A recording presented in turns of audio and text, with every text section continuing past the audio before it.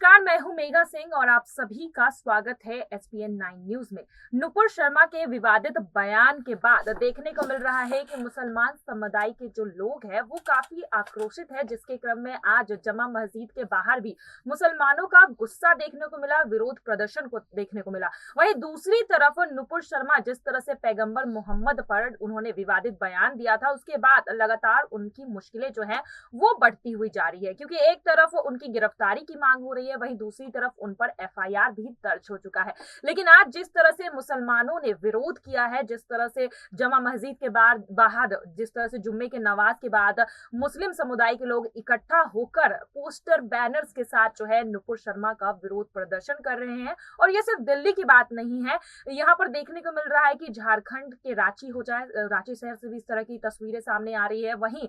यहाँ पर कानपुर में जिस तरह से हिंसा हुई है, उसके बाद देश का माहौल कहीं ना कहीं खराब हो रहा है और इसके लिए जिम्मेदार नुपुर शर्मा को ठहराया जा रहा है। चलिए इन सभी मुद्दों पर बातचीत करेंगे और इसके लिए हमारे साथ जुड़ चुकी है प्रज्ञा। आपका बहुत बहुत स्वागत है। शुक्रिया। प्रज्ञा, यहाँ पर देखने को मिल रहा है कि आज जिस तरह से जमा मस्जिद के बाद जुम्मे का नमाज था, नमाज पढ़ के मुसलमान समुदाय के लोग बाहर निकलते और भारी तादाद में जो है नुपुर शर्मा के खिलाफ विरोध प्रदर्शन होता है। वहीं कल देखा गया था जंतर मंतर पर एआईएमआईएम पार्टी की तरफ से भी विरोध किया गया था। तो मुसलमानों का जो ये गुस्सा है, जिसकी वजह से नुपुर शर्मा के खिलाफ सड़कों पर अब उतर आए हैं मुसलमान, लगातार हिंसा बढ़ने की यहाँ पर खबरें आ रही है। ये हिंसा कहाँ जाकर रुकेगी और ये विरोध प्रदर्शन जो हो रहा है, जो उनका गुस्सा है, वो कब जाकर शांत होगा? क्योंकि यहाँ पर कार्रवाई तो हो रही है, उन्हें बीजेपी की तरफ से भी 6 साल के लिए हटा दिया गया है, साथ ही एफआईआर भी दर्ज हो गई है, माफी भी मांग ली गई है, लेकिन फिर भी देखा जा रहा है कि मुसलमान जो है वो अभी भी गुस्सा है, विरोध प्रदर्शन कर रहे हैं। तो अब मुसलमानों की क्या मांग है जो अभी तक जो है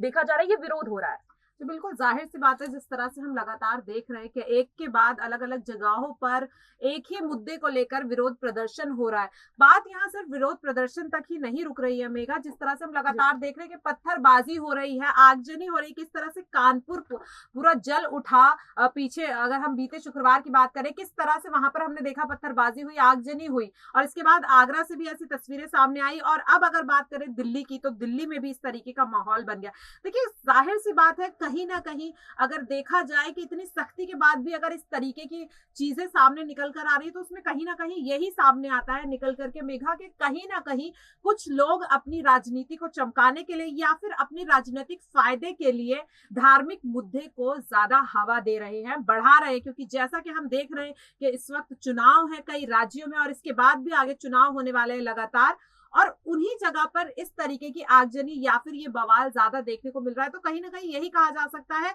कि धार्मिक मुद्दे को चुनावी फायदे के लिए इस्तेमाल किया जा रहा है। साक्षी जी बिल्कुल, यहाँ पर देखने को यही मिल रहा है कि जिस तरह से मुसलमानों का गुस्सा प्रदर्शन सामने देखने को मिल रहा है, यहाँ पर मांग यही उठ रही है मुसलमानों की तरफ से कि नुपुर शर्मा को गिरफ्तार किया जाए। जिस तरह से विवादित टिप्पणी हुई है, ये मामला देश से निकलकर जो है बाहर इंटरनेशनल मुद्दा बन चुका है और यहाँ पर बाकी देशों की तरफ से दबाव भी यही बनाया जा रहा है कि भारत को माफी मांगनी पड़ेगी, जिस तरह से पैगंबर मोहम्मद के ऊपर टिप्पणी की गई है। उसके बाद मैं बात करूं अगर यहाँ पर महबूबा मुफ्ती की, उनकी तरफ से भी यही बयान आ रहे हैं, ओवैसी की तरफ से भी इसी तरह के बयान आ रहे हैं। तो मुस्लिम नेता तो एकजुट होकर जो है यहाँ पर एक मुहिम छेड़ते हुए नजर आ रहे हैं। वहीं दूसरी तरफ बीजेपी की बात करूं तो बीजेपी की भोपाल की सांसद है प्रज्ञा ठाकुर, उनका सीधे तौर पर कहना है कि अगर सच बोलना बगावत है तो मैं भी बागी हूँ। तो यहाँ पर बीजेपी की तरफ से सपोर्ट देखने को मिला है यहाँ पर नुपुर शर्मा के साथ। यहाँ पर जिस तरह से प्रज्ञा ठाकुर का बयान आया है कि ये सनातनों का देश है और यहाँ पर हिंदू धर्म के लोग ही यहाँ पर जो है ज्यादा रहे हैं, और कहीं ना कहीं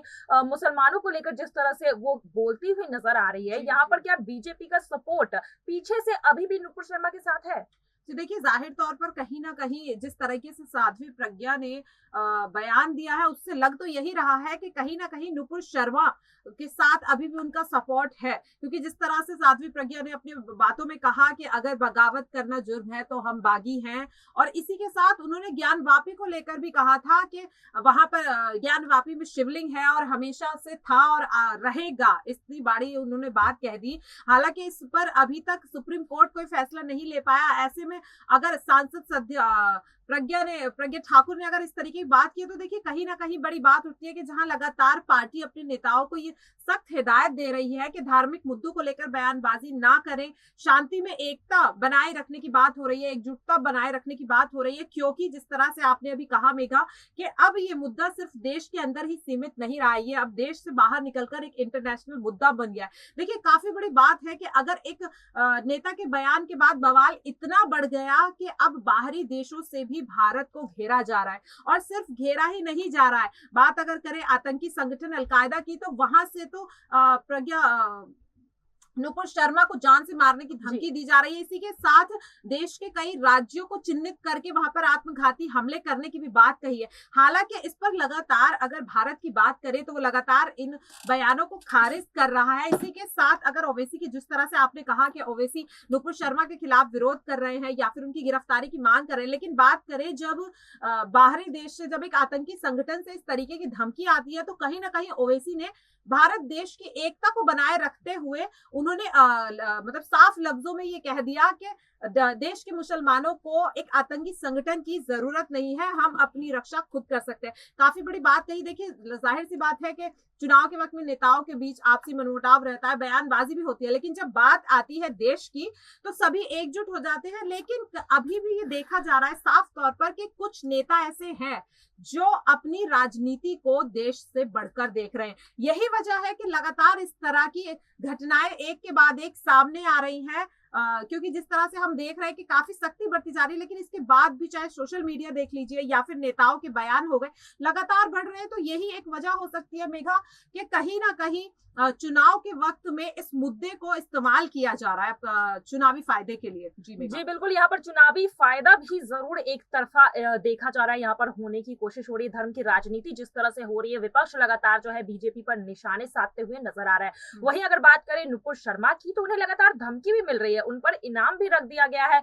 यहाँ पर, जिस तरह से कि जो भी उनके जुबानों को काट कर लाएगा उन्हें जो है 1 करोड़ का रकम दिया जाएगा। तो ये कितने हद तक सही है? ठीक है, मुसलमानों की धार्मिक भावनाओं को ठेस पहुंची है, यहाँ पर माफी भी मांग ली गई है, यहाँ पर FIR भी दर्ज हो गया है। उसके बाद भी जब इस तरह के विवादित बयान आते हैं, इस तरह की यहाँ पर इनाम की घोषणा की जाती है कि जो भी नुपुर शर्मा के जबान को काट कर लाएगा उस पर 1 करोड़ का रकम जो है इनाम दिया जाएगा, तो ये कितना हद तक सही है? ये मुसलमानों का जो आक्रोश है, इसे आप कितने हद तक सही मानेंगे? मेघा, ये कहीं से कहीं तक भी सही नहीं है, बल्कि ये कहा जा सकता है कि ये काफी ज्यादा शर्मनाक है। देखिए बात की जाए अगर भारत देश की, तो भारत देश में स्त्रियों को देवी माना जाता है। वहीं एक स्त्री को लेकर के अगर इस तरीके की बयानबाजी की जा रही, तो ये साफ तौर पर कहीं से कहीं तक भी एक्सेप्ट नहीं की जाएगी। ये शर्मनाक है, फिर चाहे मुद्दा कुछ भी हो मेघा, क्योंकि देखिए जिस तरह से हम देख रहे हैं, देखिए कहीं ना कहीं एक हिंदू मुस्लिम अगर बात करें, ये मुद्दा पिछले कुछ वक्त में काफी ज्यादा बड़ा हो गया। चाहे कोई छोटा मुद्दा हो या फिर कोई बड़ी बात हो, कहीं ना कहीं उसे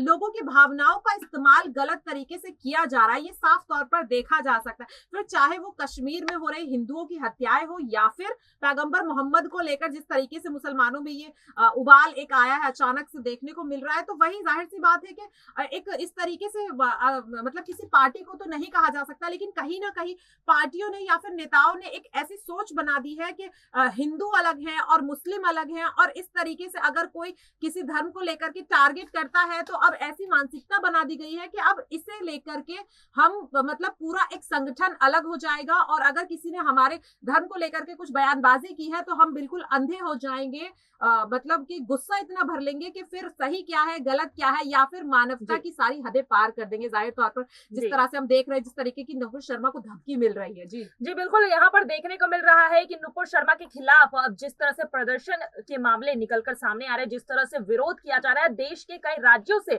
ये विरोध निकलकर अब सामने आ रहा है। लेकिन अब देखना ये है कि जिस तरह से उनकी गिरफ्तारी की मांग की जा रही है, नुपुर शर्मा को जो है जेल कब भेजा जाता है, उनके खिलाफ जो है FIR तो दर्ज हो गई है, लेकिन यहाँ अभी भी जिस तरह से मुसलमानों के अंदर आक्रोश दिख रहा है, जिस तरह से आज जमा मस्जिद के बाहर मुसलमान एकजुट होकर प्रोटेस्ट करते हुए नजर आ रहे हैं, अब मुसलमानों का गुस्सा कब जाकर ठंडा होगा, और उनकी जो मांग है नुपुर शर्मा को लेकर, उन्हें उनकी गिरफ्तारी को लेकर, क्या दिल्ली पुलिस इस मांग को अब पूरा करेंगी? आज के लिए बस इतना ही। आगे की खबरों के लिए देखते रहिए SPN9 न्यूज। धन्यवाद।